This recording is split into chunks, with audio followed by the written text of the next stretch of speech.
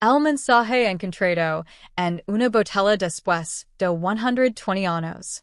El océano tiene una forma extraña de guardar secretos. Durante siglos, marineros y exploradores han arrojado botellas al mar con mensajes dentro, esperando que algún día alguien los encuentre. La mayoría de esas botellas se pierden para siempre, arrastradas por corrientes interminables, hundidas en tormentas o enterradas bajo arenas que cambian constantemente. Pero a veces, muy raramente, una botella vuelve. En el verano de 2023, un pescador llamado Mateo Rivera caminaba por una playa aislada en la costa del Atlántico. Era temprano en la mañana, y la marea había dejado una larga línea de restos marinos sobre la arena, algas, madera vieja, conchas rotas y reeds abandonadas. Nada fuera de lo normal, hasta que algo brillante llamó su atención. Semi-enterrada en la arena humida había una botella de vidrio oscuro, cubierta de sal y arena endurecida por el tiempo. Parecía antigua, mucho más antigua que cualquier basura moderna que normalmente liga a la costa. Mateo la levantó con curiosidad. El vidrio era grueso y pesado. El cuello estaba sellado con un corcho endurecido que parecía haberse convertido casi en piedra. Pero lo más extraño estaba dentro. Había un papel enrollado. Un mensaje. En ese momento, Mateo pensó que tal vez era solo una broma o algún objeto turístico arrojado recientemente al mar. Pero cuando llevó la botella a un pequeño museo marítimo cercano, los expertos notaron algo inquietante. El vidrio no era moderno. La botella había sido fabricada a finales del siglo XIX. Cuando finalmente lograron abrirla con cuidado y desenrolar en el papel, todos en la habitación quedaron en silencio. El papel estaba amarillento, frágil pero inlegible. La tinta estaba escrita con una caligrafía elegante y antigua. Y en la parte superior del mensaje había una fecha. 17 de septiembre de 1903. Eso significaba que la botella había pasado más de 120 años en el océano. Pero lo que estaba escrito debajo de la fecha hizo que el historiador del museo sintiera un escalofrío recorrer su espalda. El mensaje comenzaba con una frase corta desesperada. Si alguien encuentra esta botella, significa que el mundo todavía existe. El resto del mensaje era aún más inquietante. Porque el hombre que lo escribió afirmaba estar atrapado en un barco perdido, en medio de un fenómeno extraño en el océano. Un fenómeno que, según él, no pertenecía a este mundo. Y al final del mensaje había algo aún más perturbador. Un nombre. El nombre de un barco que, según los registros históricos, nunca existió. La botella parecía mucho más pesada de lo que Mateo Rivera esperaba cuando la levantó de la arena humida. El vidrio oscuro estaba cubierto por una capa gruesa de sal cristalizada, como si hubiera pasado décadas, quizá incluso más de un siglo, rodando entre corrientes violentas y tormentas interminables. El pescador la sostuvo frente a la luz de la mañana, girándola lentamente entre sus manos ásperas. Dentro, el papel enrollado permanecía inmóvil, atrapado como un secreto que había esperado demasiado tiempo para ser escuchado. Durante unos segundos Mateo pensó en romper la botella contra una roca y leer el mensaje allí mismo en la playa. Pero algo en el objeto le dio una sensación extraña, una mezcla de curiosidad y respeto. Aquella botella no parecía basura marina, ni una simple broma. Parecía antigua. Muy antigua.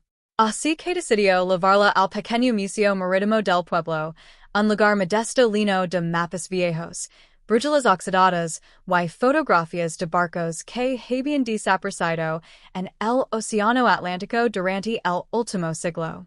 El museo estaba dirigido por un historiador llamado Tomás Álvarez, un hombre mayor que llevaba más de 30 años investigando naufragios y misterios del mar.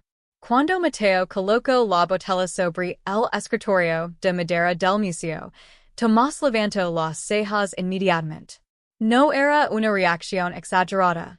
Simplemente era el tipo de mirada que alguien tiene cuando reconoce algo fuera de lo común. El historiador tomó la botella con cuidado, girándola lentamente bajo la luz de una lámpara amarillenta. Sus dedos recorrieron el vidrio con atención, limpiando suavemente parte de la sal acumulada. Después de unos segundos, murmuró algo que Mateo no esperaba escuchar. Esta botella no es moderna. Tomás explicó que el vidrio grueso, ligeramente irregular, era típico de botellas fabricadas a finales del siglo XIX. En esa época, muchas botellas eran hechas a mano, lo que dejaba pequeñas imperfecciones visibles en el vidrio. Además, el color oscuro del vidrio indicaba que probablemente se utilizaba para almacenar bebidas alcohólicas fuertes en barcos mercantes. Pero lo que realmente llamó la atención del historiador fue el corcho. El sello estaba completamente endurecido, casi petrificado, lo que significaba que la botella había permanecido cerrada durante un tiempo extremadamente largo. Abrirla no sería fácil. Tomás decidió llamar a dos colegas del museo para ayudar con el proceso. Durante casi una hora trabajaron cuidadosamente con herramientas pequeñas para evitar romper el vidrio o dañar el papel dentro. Finalmente, con un leve crujido seco, el corcho cedió. Un olor débil y antiguo escapó de la botella, un aroma a papel húmedo y sal marina que parecía haber quedado atrapado durante generaciones. Con pinzas finas, Tomás extrayó lentamente el papel enrollado. Estaba amarillento y frágil, pero sorprendentemente intacto. Mateo observaba en silencio mientras el historiador desenrollaba el mensaje sobre la mesa. La tinta era oscura y elegante, escrita con una caligrafía muy cuidada, como la que se enseñaba en escuelas del siglo XIX. En la parte superior del papel había una fecha claramente escrita. 17 de septiembre de 1903. Mateo sintió un escalofrío inmediato. Eso significaba que el mensaje tenía más de 120 años. Tomás continuó leyendo en silencio durante unos segundos, y entonces su expresión cambió. Sus ojos se abrieron ligeramente, como si hubiera encontrado algo inesperado. Mateo no pudo esperar más. ¿Qué dice? Preguntó. El historiador levantó lentamente la mirada antes de responder. No es un mensaje normal. Luego señaló la primera línea del texto. Las palabras estaban escritas con una precisión casi desesperada. Si alguien encuentra esta botella, significa que el mundo todavía existe. El silencio llenó la habitación durante varios segundos. Mateo sintió un escalofrío recorrer su espalda. Tomás continuó leyendo el mensaje lentamente. El autor afirmaba ser un oficial de navegación llamado Eduardo Salazar, miembro de la tripulación de un barco llamado Aurora Negra. Según el mensaje, el barco había estado cruzando el Atlántico cuando ocurrió algo imposible. Una niebla apareció en el horizonte. Pero no era una niebla normal. El hombre describía cómo el cielo había cambiado de color, cómo las estrellas desaparecieron y cómo el océano se volvió completamente silencioso. Ninguna ola. Ningún viento. Nada. El barco parecía estar atrapado en una especie de vacío. Pero lo más inquietante del mensaje estaba en las últimas líneas. El oficial afirmaba que la tripulación había comenzado a escuchar voces en la niebla. Voces que llamaban a los marineros por sus nombres. Algunos miembros de la tripulación, según el mensaje, comenzaron a caminar hacia la cubierta durante la noche, y simplemente desaparecieron en la oscuridad. Mateo miró a Tomás con incredulidad. ¿Ese barco existe en los registros? Tomás se quedó en silencio por un momento. Luego caminó hacia una vieja estantería llena de archivos marítimos. Después de revisar varios documentos durante casi 10 minutos, regreso con una expresión aún más preocupante. He revisado registros de barcos desde 1880 hasta 1920. Dijo lentamente. Y nunca he visto ese nombre. Mateo frunció el seno. ¿Qué significa eso? Tomás miró nuevamente el mensaje sobre la mesa. Significa que el barco desde donde se envió esta botella hizo una pausa antes de terminar la frase. Nunca debería haber existido. Durante varios minutos nadie habló en la pequeña sala del museo. El único sonido provenía del viejo ventilador del techo que giraba lentamente, empujando el aire cálido de la tarde. El mensaje permanecía extendido sobre la mesa de madera, como una reliquia extraída de otro tiempo. Mateo observaba cada palabra con una mezcla de curiosidad y miedo. El nombre del barco, Aurora Negra, estaba escrito con claridad en varias partes del papel. No parecía un error en hay una broma, en hay una mala lectura. El hombre que había escrito ese mensaje estaba convencido de que ese era el nombre de su barco. Tomás Álvarez, el historiador del museo, volvió a tomar el papel con cuidado. Había algo que aún lo inquietaba. Los registros marítimos eran extremadamente precisos. Casi todos los barcos comerciales o de exploración estaban documentados en archivos internacionales. Incluso muchos barcos que se hundieron en secreto durante guerras aparecen en algún tipo de registro naval o comercial. Pero el Aurora Negra no aparecía en ningún documento. Era como si jamás hubiera sido construido. Tomás volvió a leer una parte del mensaje en voz baja. El oficial Eduardo Salazar explicaba que el fenómeno comenzó 3 noches antes de escribir la carta. La niebla apareció repentinamente alrededor del barco mientras navegaban en una ruta comercial hacia Europa. Al principio nadie le dio importancia. La niebla en el océano era algo común. Pero esta era diferente. El hombre describía cómo la niebla no se movía con el viento. Permanecía completamente inmóvil alrededor del barco, como si el Aurora Negra estuviera atrapado dentro de una esfera blanca flotando en el mar. Con el paso de las horas, cosas extrañas comenzaron a suceder. Las brújulas dejaron de funcionar. Las estrellas desaparecieron del cielo. Incluso el sonido del océano se volvió extraño. El oficial escribió que el mar parecía completamente muerto. Sin olas. Sin viento. Sin vida. Mateo escuchaba en silencio mientras Tomás leía fragmentos del mensaje. Cada línea parecía más inquietante que la anterior. Pero hubo una frase que hizo que ambos se quedaran completamente quietos. El oficial había escrito.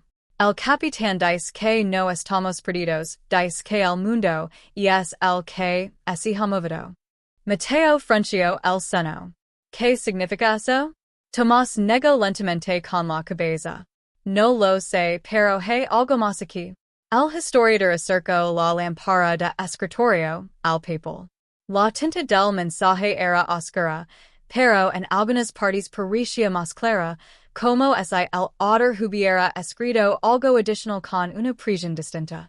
Tomás inclinó el papel hacia la luz. Durante un momento, no vio nada. Pero luego, algo apareció. Entre las líneas del texto principal había marcas extremadamente finas, casi invisibles.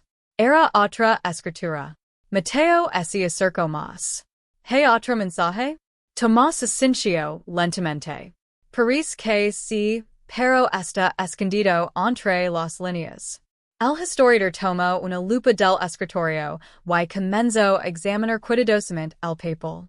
Poco a poco, las pequeñas letras ocultas comenzaron a hacerse visibles. No estaban escritas con tinta normal. Parecían grabadas suavemente con la punta de una pluma seca, presionando apenas sobre el papel. Como si el oficial hubiera querido ocultar esas palabras de alguien más. Tomás comenzó a leer en voz baja. No confían en el capitán. Mateo Cincio que su estómago ese tensaba.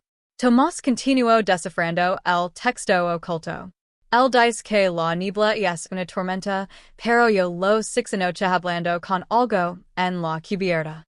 El silencio ese volvió en más pasado.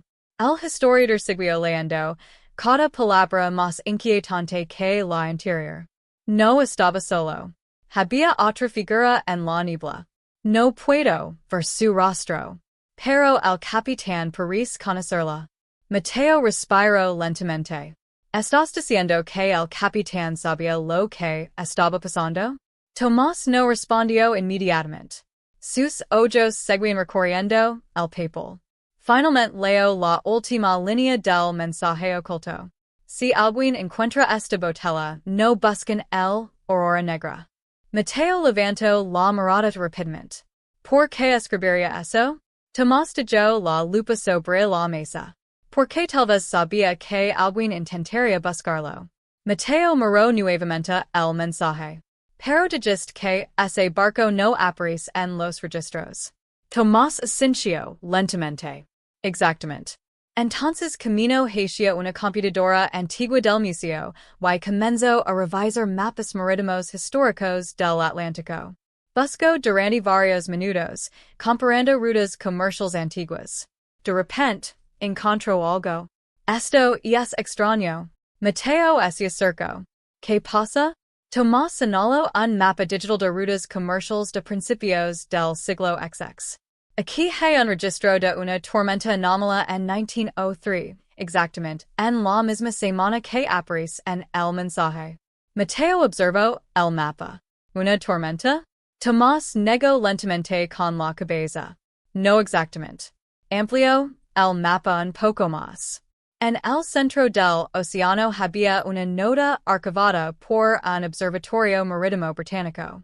La anotación decía algo inquietante. Zona de niebla permanente observada durante 3 días.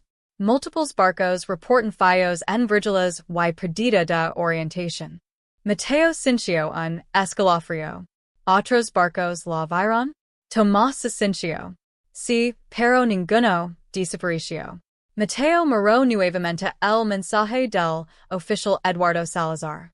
Excepto el Aurora Negra. Tomás se quedó en silencio por unos segundos. Luego señaló algo en el borde inferior del papel. Había una pequeña marca que ninguno de los dos había notado antes. Era un dibujo. Un símbolo. Un círculo oscuro con líneas que se extendían hacia afuera, como si representara algo saliendo de un centro invisible. Mateo frunció el ceño. ¿Qué es eso? Tomás observó el símbolo con atención. Su expresión cambió lentamente. Creo que no es un símbolo de navegación. Mateo esperó la respuesta. Tomás respiró profundamente antes de hablar. He visto algo parecido antes. Mateo se inclinó hacia adelante. ¿Dónde? El historiador respondió con voz baja. En el registro de un barco que desapareció, exactamente en la misma zona del océano. Y ese barco desapareció 30 años antes del Aurora Negra. El descubrimiento del símbolo cambió completamente el ambiente dentro del museo. Hasta ese momento, Mateo había pensado que la botella era simplemente un objeto curioso del pasado, una reliquia que había sobrevivido más de un siglo flotando en el océano. Pero ahora, la historia parecía mucho más complicada. Tomás Álvarez no apartaba los ojos del pequeño símbolo dibujado en la esquina inferior del papel. Era un círculo imperfecto rodeado por líneas irregulares que se extendían hacia afuera, como si representaran algo expandiéndose desde un centro invisible. No era un símbolo náutico, ni una marca comercial de barcos, ni siquiera un simple dibujo decorativo. Parecía más bien una advertencia. Mateo observaba en silencio mientras el historiador caminaba lentamente hacia una estantería llena de archivos antiguos. Sacó una carpeta gruesa cubierta de polvo y la colocó sobre la mesa. Dentro había copias de informes marítimos del siglo XIX, Documentos sobre barcos desaparecidos y registros de fenómenos extraños, en El Atlántico. Tomás comenzó a revisar las páginas con rapidez, pasando hojas amarillentas líneas de notas y mapas. Después de unos minutos, se detuvo en un documento específico. Mateo se inclinó para ver mejor. Era un informe fechado en 1873, 30 años antes del mensaje dentro de la botella. El documento describía la desaparición de un pequeño barco mercante británico llamado HMS Calderón. Según el informe, el barco había desaparecido en medio del Atlántico mientras transportaba carga hacia América del Sur. Lo inquietante era que la última señal enviada por el barco mencionaba exactamente lo mismo que aparecía en el mensaje del Aurora Negra. Una niebla extraña. Brillas que dejaban de funcionar. Un océano completamente silencioso. Pero lo que hizo que Mateo sintiera un escalofrío fue otra cosa. En el margen inferior del informe había un pequeño dibujo hecho por el investigador original. Era el mismo símbolo que aparecía en la botella. Exactamente el mismo. Mateo miró a Tomás con incredulidad. ¿Ese símbolo ya existía antes? El historiador asintió lentamente. Parece que sí. Según este informe, uno de los marineros del Calderón logró enviar una señal antes de desaparecer. En el mensaje mencionaba haber visto ese símbolo dibujado en la cubierta del barco, la noche antes de que la niebla apareciera. Mateo sintió un peso extraño en el pecho. Entonces, ¿esto ha pasado más de una vez? Tomás cerró el archivo con cuidado. Eso parece. El silencio volvió a llenar la habitación. Pero había algo más que no tenía sentido. Mateo volvió a mirar la botella sobre la mesa. Hay algo que no entiendo. Tomás levantó la mirada. ¿Qué cosa? Mateo señaló el papel dentro de la botella. Si este mensaje fue escrito en 1903, y la botella estuvo en el océano durante 120 años, ¿por qué el papel está en tan buen estado? Tomás frunció el ceño. Era una pregunta válida. El papel antiguo normalmente se deteriora rápidamente cuando se expone a la humedad durante largos periodos. Incluso dentro de una botella sellada, más de un siglo, en el océano debería haber dejado daños mucho más graves. Pero el papel del mensaje estaba sorprendentemente bien conservado. Demasiado bien. El historiador volvió a examinar el papel bajo la luz. Lo tocó con cuidado. Luego miró nuevamente la botella. Y entonces algo pareció llamar su atención. Espera. Mateo se acercó. ¿Qué pasa? Tomás tomó la botella y la giró lentamente hacia la luz. En la base del vidrio había una pequeña marca grabada que ninguno de los dos había notado antes. Era un sello de fabricación. Mateo se inclinó para verlo mejor. Tomás respiró lentamente antes de hablar. Esto no tiene sentido. ¿Por qué? El historiador señaló la marca en el vidrio. Esta fábrica no existía en 1903. Mateo sintió un nudo en el estómago. ¿Qué quieres decir? Tomás abrió rápidamente su computadora y comenzó a buscar información sobre la marca. Después de unos segundos apareció el resultado.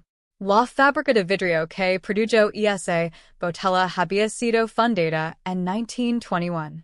Eso significaba que la botella no podía haber sido lanzada al océano en 1903. Era imposible. Mateo miró la botella como si fuera algo peligroso. Entonces, ¿cómo puede contener un mensaje escrito en 1903? Tomás no respondió inmediatamente. Sus ojos estaban fijos en el papel del mensaje. Solo hay dos explicaciones posibles. Mateo esperó. El historiador habló lentamente. O alguien escribió ese mensaje mucho después, fingiendo que era antiguo. Mateo negó con la cabeza. Pero el papel, la tinta, todo parece auténtico. Tomás asintió. Exactamente. Mateo Cincio un escalofrío recorrer su espalda. ¿Y la otra explicación? Tomás Moreau la Botella con una expresión que mezclaba fascinación y preocupación. Que el mensaje se fue escrito en 1903, pero la Botella no entró al océano en ese momento. Mateo frunció el seno. Entonces, ¿cuándo? El historiador respondió, en voz baja. Mucho después. El silencio volvió a caer sobre la sala del museo. Mateo Moreau nuevamente la fecha escrita en El Mensaje. 17 de septiembre de 1903. Si el mensaje era real, entonces la botella había sido colocada dentro del océano décadas después de que fuera escrita. Pero eso solo podía significar una cosa. El barco Aurora Negra no desapareció en 1903. Desapareció y luego volvió a aparecer. Y alguien, o algo, lanzó la botella al mar mucho tiempo después. Mateo tragó saliva.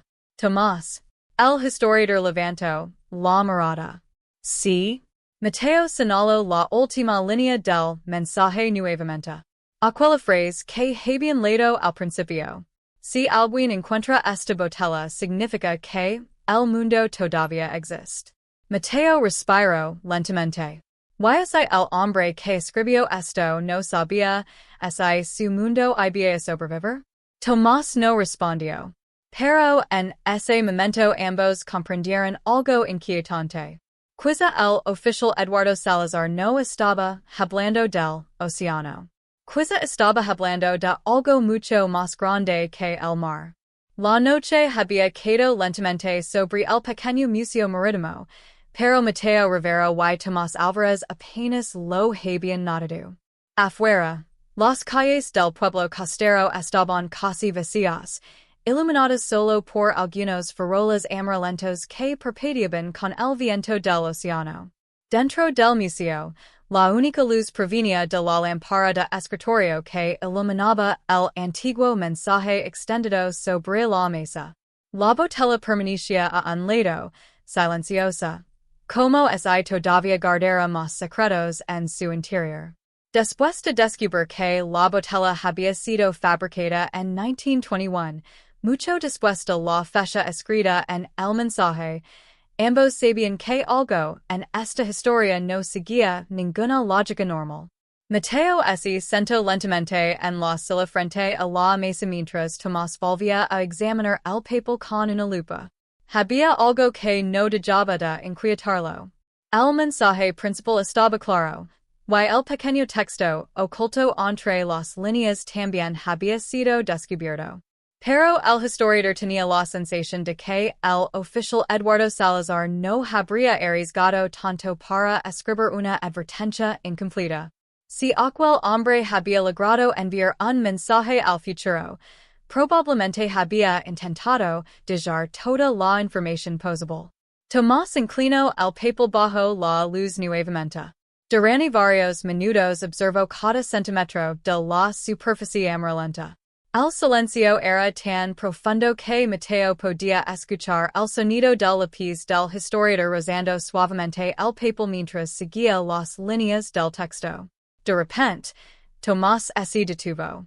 Sus ojos se entrecerraron ligeramente. Mateo, creo que hay algo más aquí. El pescador se inclinó inmediatamente hacia la mesa. ¿Otro mensaje? Tomás no respondió de inmediato. En cambio, caminó hacia una pequeña vitrina del museo, y sacó una lámpara especial que los restauradores utilizaban para analizar documentos antiguos.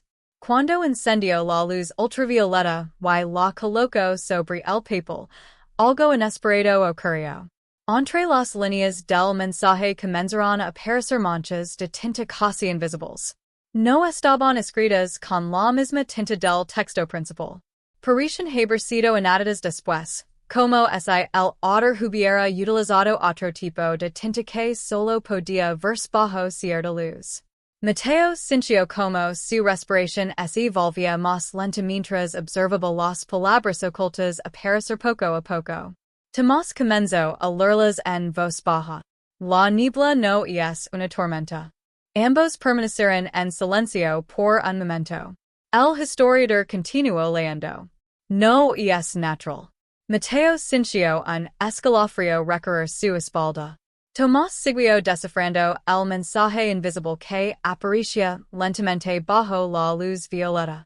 El capitán dice que estamos fuera de las corrientes, pero yo creo que estamos fuera del tiempo. Mateo levantó la mirada rápidamente. ¿Fuera del tiempo? Tomás continuó leyendo. Vimos un barco pasar a lo lejos. Era viejo, demasiado viejo.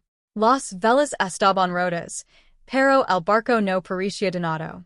No respondió a nuestras señales. El historiador hizo una pausa. Mateo podía ver que sus manos temblaban ligeramente mientras sostenía el papel. Sigo leyendo, susurró Mateo. Tomás tragó saliva antes de continuar. Uno de los marineros dice que vio gente en la cubierta de ese barco.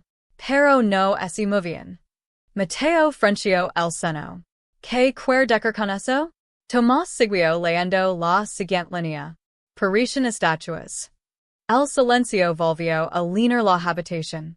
Afuera, el viento del océano comenzó a soplar con más fuerza, golpeando suavemente las ventanas del museo. Pero el mensaje aún no había terminado. Tomás inclinó un poco más el papel bajo la luz ultravioleta.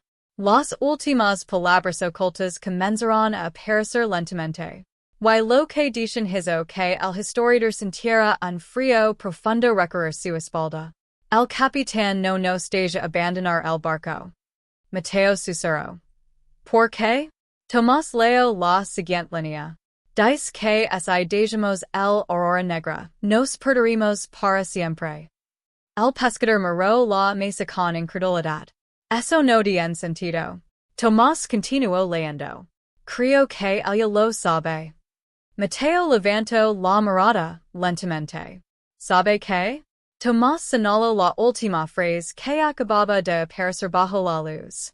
No estamos en nuestro océano. Durante varios segundos ninguno de los dos dijo una palabra. El mensaje invisible terminaba allí. Mateo respiró profundamente. Entonces, según este hombre, el barco entró en algún lugar diferente. Tomás apagó lentamente la lámpara ultravioleta. Eso es lo que parece. Mateo se pasó una mano por el cabello. Pero eso es imposible. Tomás lo miró con una expresión seria. Hace una hora también parecía imposible que un mensaje de 1903 estuviera dentro de una botella fabricada en 1921. Mateo no respondió. En ese momento ambos sabían que estaban tratando con algo que no encajaba dentro de la historia normal del mundo. El historiador volvió a mirar el mensaje original. Hay una última parte que aún no hemos analizado. Mateo frunció el ceño. ¿Cool? Tomás señaló el espacio debajo de la firma del oficial Eduardo Salazar. Había un pequeño párrafo que hasta ahora habían ignorado porque parecía incompleto. Pero ahora, bajo la nueva perspectiva del mensaje oculto, ese fragmento adquiría un significado completamente distinto. Tomás lo leyó en voz alta. Si alguien encuentra esta botella, significa que logramos enviarla fuera. Mateo sintió que su corazón se aceleraba. ¿Fuera de dónde? Tomás señaló lentamente la frase final del mensaje. El capitán dice que la niebla es una puerta. El historiador levantó la mirada hacia Mateo. Y creo que ahora sabemos lo que quiso decir. Mateo permaneció en silencio durante varios segundos. Luego preguntó lentamente. ¿Una puerta hacia dónde? Tomás respiró profundamente antes de responder. Hacia un océano donde el Aurora Negra todavía está atrapado. El silencio dentro del museo se volvió casi insoportable después de leer el segundo mensaje oculto. Mateo Rivera permanecía sentado frente a la mesa, mirando la botella como si esperara que algo dentro de ella volviera a moverse. La idea de que un barco pudiera quedar atrapado en otro océano, and otro lugar o incluso en otro tiempo, era demasiado extraño para comprenderla completamente. Pero el mensaje de Eduardo Salazar no parecía la invención de un hombre loco. Estaba escrito con la precisión de alguien que sabía que probablemente nadie creería su historia, pero que aún así debía advertir al mundo. Tomás Álvarez caminaba lentamente por la sala del museo con el mensaje todavía en sus manos. Había pasado toda su vida estudiando misterios del mar, barcos perdidos, desapariciones inexplicables, pero nunca había encontrado algo como esto. Si lo que decía el mensaje era cierto, entonces el Aurora Negra no solo había desaparecido. Había cruzado algo que el oficial llamó una puerta en la niebla. Pero entonces surgía otra pregunta. Si el barco había quedado atrapado en algún lugar desconocido, ¿cómo había llegado la Botella hasta el océano normal? Tomás volvió a mirar la frase final del mensaje. Si alguien encuentra esta botella significa que logramos enviarla fuera. Eso implicaba que alguien dentro del barco había logrado lanzar la botella desde ese lugar extraño hacia el océano real. Pero ¿cómo? Mateo finalmente rompió el silencio. Tomás, dijiste que habías visto ese símbolo antes en el registro del Calderón. El historiador asintió. Sí. ¿Ese barco también desapareció en la misma zona? Tomás caminó hacia el mapa del Atlántico que estaba colgado en la pared. Era un mapa antiguo lleno de marcas rojas que indicaban naufragios históricos. Tomó un pequeño marquete y señaló un punto en medio del océano. El Calderón desapareció aquí en 1873. Luego movió el marquete unos centímetros. Y según el mensaje, el Aurora Negra estaba aproximadamente en esta misma región cuando apareció la niebla en 1903. Mateo observó el mapa. Entonces ambos barcos entraron en el mismo lugar. Tomás asintió lentamente. Eso parece. Pero justo cuando estaba a punto de apartarse del mapa, algo más llamó su atención. Había otra marca en el mapa, una mucho más reciente. Tomás frunció el ceño. Esto no lo recordaba. Mateo se acercó. ¿Qué es? El historiador tomó una carpeta cercana y comenzó a revisar algunos documentos. Después de unos segundos encontró lo que buscaba. Era un informe marítimo fechado en 1951. Mateo lo miró con curiosidad. ¿Qué pasó en 1951? Tomás comenzó a leer el informe lentamente. Un barco pesquero noruego llamado Nordvik reportó haber visto algo extraño en el Atlántico Central. Mateo cruzó los brazos. ¿Una tormenta? Tomás negó con la cabeza. No. Continuó leyendo. La tripulación afirmó haber visto un barco antiguo emergiendo de una niebla extremadamente densa. El barco estaba completamente criado, como si no tuviera tripulación. Mateo sintió un escalofrío. ¿Dijeron el nombre del barco? Tomás pasó la página del informe. Sí. El historiador levantó lentamente la mirada. Dijeron que en el casco estaba pintado el nombre. Hizo una pausa. Aurora Negra. Mateo sintió que el aire de la habitación se volvía más frío. Eso no puede ser posible. Tomás continuó leyendo el informe. La tripulación del Nordvik afirmó que el barco parecía extremadamente antiguo, como si perteneciera a otra época. Sus luces estaban apagadas, y sus velas colgaban rotas y mojadas. Pero lo más extraño fue lo que ocurrió después. Cuando el Nordvik intentó acercarse al barco para investigar, la niebla comenzó a moverse nuevamente. En cuestión de segundos el Aurora Negra desapareció dentro de la niebla. Y cuando la niebla se disipó, el barco ya no estaba allí. Mateo miró el informe con incredulidad. Entonces alguien más lo vio. Tomás asintió. Sí. Pero el informe tenía una última parte aún más inquietante. El capitán del Nordvik escribió algo adicional en el registro. Tomás leo las últimas líneas en voz baja. Durante unos segundos antes de que la niebla cerrara nuevamente, vimos figuras en la cubierta del barco. Mateo sintió que su corazón se aceleraba. ¿Tripulación?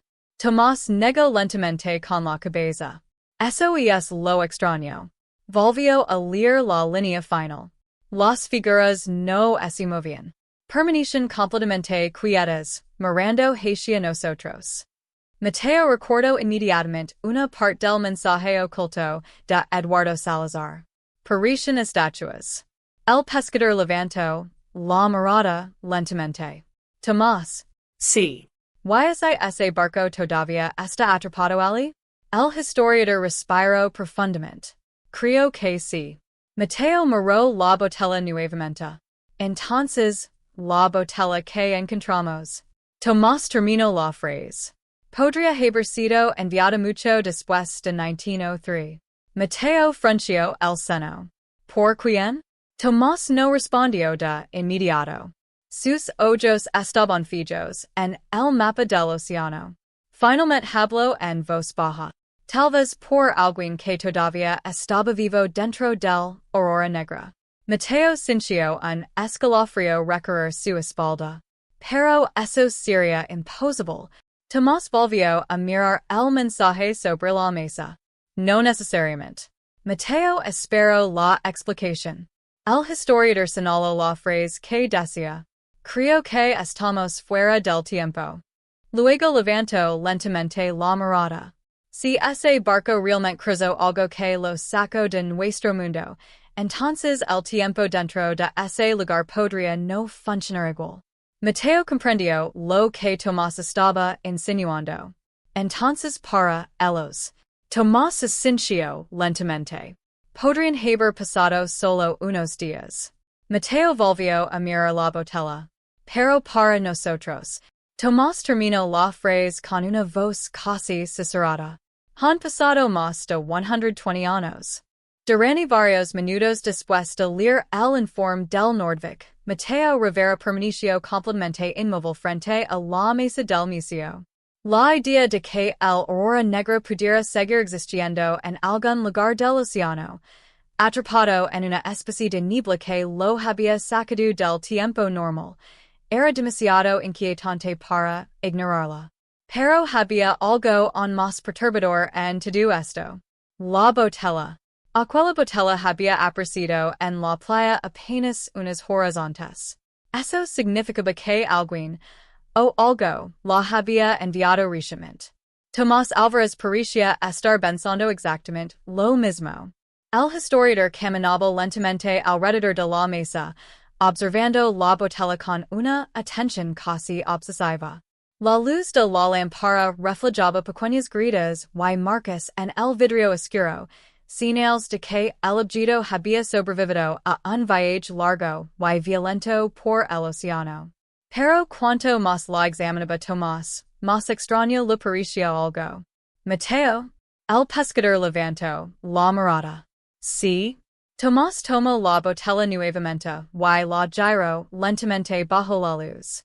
Hay algo aquí que no vimos antes. Mateo se levantó de la silla y se acercó. ¿Qué encontraste? El historiador señaló la parte interior del vidrio. Mira con cuidado. Mateo acercó los ojos al vidrio. Al principio no vio nada extraño. Pero después de unos segundos, algo apareció. Había pequeñas marcas en el interior de la botella. No estaban en el papel. Estaban en el vidrio mismo. Mateo frunció el seno. ¿Son aeronatos? Tomás asintió lentamente. Eso parece. Pero no eran aeronatos normales. Las marcas eran largas y desordenadas, como si alguien hubiera raspado el vidrio desde dentro repetidamente. Mateo sintió un escalofrío. Eso es imposible, la botella estaba sellada. Tomás no respondió de inmediato. Porque ahora había notado algo aún más inquietante. Los aeronatos formaban un patrón. El historiador colocó la botella bajo la lámpara y la giró lentamente. A medida que la luz se movía sobre el vidrio, las marcas comenzaron a alinearse. Formaban letras. Mateo abrió los ojos con sorpresa. ¿Alguien escribió dentro de la botella? Tomás respiró profundamente antes de responder. No, alguien raspó el vidrio para dejar un mensaje. Mateo observó las marcas con atención. Las letras eran irregulares, como si hubieran sido hechas con algo muy pequeño o muy débil. Pero aún así podían leerse. Tomás comenzó a descifrarlas lentamente. Primero apareció una palabra. Niebla. Luego otra. Puerta. Mateo tragó saliva. Eso coincide con el mensaje. Tomás continuó observando las marcas. Había una última línea grabada en el vidrio. Pero esta era mucho más irregular. Parecía que quien la había hecho apenas tenía fuerzas. Tomás inclinó la botella bajo la luz. Finalmente pudo leerla. Cuando lo hizo, su expresión cambió por completo. Mateo lo miró con preocupación. ¿Qué dice? Tomás no respondió de inmediato. Sus ojos seguían fijos en la botella. Tomás. El historiador levantó lentamente la mirada. Dice algo diferente. Mateo sintió una tensión creciente en el pecho. ¿Qué? Tomás habló en voz baja. La puerta se está abriendo otra vez. El silencio llenó la sala del museo. Mateo sintió un frío profundo recorrer su espalda. Eso no estaba en el mensaje original. Tomás negó lentamente. No. Mateo miró nuevamente la botella. Entonces alguien escribió eso después. Tomás asintió. Exactamente. Eso solo podía significar una cosa. El mensaje original había sido escrito en 1903. Pero el mensaje raspado dentro del vidrio había sido añadido mucho más tarde. Mateo respiró lentamente. Entonces alguien en ese barco. Tomás terminó la frase. Sigo vivo. El pescador negó con incredulidad. Eso es imposible. Tomás volvió a mirar el mapa del Atlántico en la pared. No necesariamente. Mateo se acercó al mapa también. ¿Por qué dices eso? El historiador señaló la misma región donde desaparecieron el calderón y el Aurora Negra. Porque si la niebla realmente es una especie de puerta, entonces podría abrirse y cerrarse. Mateo comprendió lentamente la implicación. Y abrió otra vez. Tomás asintió. Entonces el Aurora Negra podría haber vuelto a acercarse en nuestro océano. Mateo sintió un escalofrío. Esta botella fue lanzada en ese momento? Tomás miró nuevamente la frase raspada en el vidrio. La puerta se está abriendo otra vez. Luego caminó hacia la ventana del museo. A lo lejos, el océano estaba completamente oscuro bajo la noche. Las olas se movían lentamente bajo la luz de la luna. Durante varios segundos Tomás observó el horizonte en silencio. Finalmente habló. Mateo. Sí. El historiador no apartó la mirada del mar. ¿Recuerdas exactamente dónde encontraste esta botella? Mateo pensó por un momento. Sí, en la playa norte. Tomás respiró profundamente. Eso está a menos de 10 kilómetros de aquí. Mateo frunció el ceño. ¿Why? El historiador finalmente se giró hacia él. Su expresión era seria. Si la botella llegó a esa playa hoy, hizo una pausa antes de terminar la frase. Significa que algo en el océano la lanzó hace muy poco tiempo. Mateo sintió que su corazón comenzaba a latir más rápido. Tomás. Sí. ¿Crees que ese barco podría aparecer otra vez? El historiador miró nuevamente hacia el horizonte oscuro. El viento del océano soplaba con más fuerza ahora. Y por alguna razón, la niebla comenzaba a levantarse lentamente sobre el mar. Tomás respondió en voz baja. Creo que tal vez ya está aquí.